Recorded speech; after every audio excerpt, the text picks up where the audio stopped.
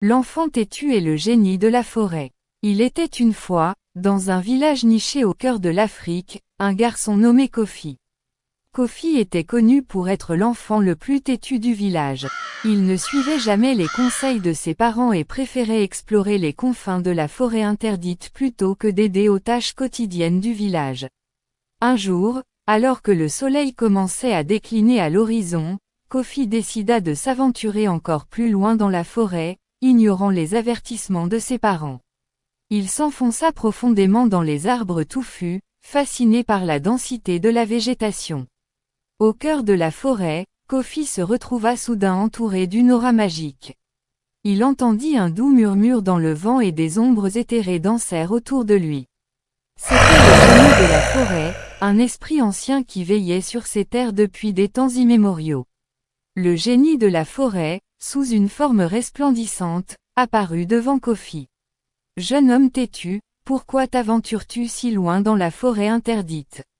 demanda le génie d'une voix profonde et mélodieuse. Kofi, loin d'être effrayé, répondit avec arrogance, « Je fais ce que je veux. Personne ne peut me dire ce que je dois faire, même pas mes parents. » Le génie sourit, comprenant la nature rebelle de Kofi. Au lieu de réprimander l'enfant, le génie décida de lui enseigner des leçons d'une manière unique. Le génie emmena Kofi dans un voyage extraordinaire à travers la forêt. Ils rencontrèrent des animaux qui partageaient des histoires de sagesse, des arbres qui révélaient les secrets de la croissance et des rivières qui murmuraient des chansons ancestrales. À chaque étape, le génie tenta de montrer à Kofi l'importance de l'écoute, du respect et de la compréhension.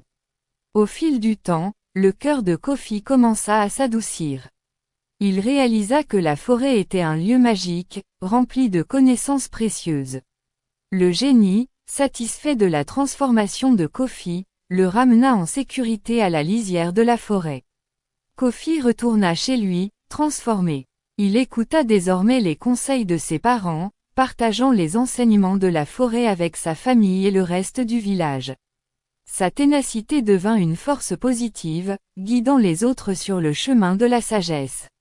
Ainsi se termina l'histoire de l'enfant têtu et du génie de la forêt, une rencontre extraordinaire qui transforma la désobéissance en sagesse, prouvant que même les esprits les plus indomptables peuvent être apaisés par la magie de l'apprentissage. N'oubliez pas de vous abonner pour recevoir plus d'histoires.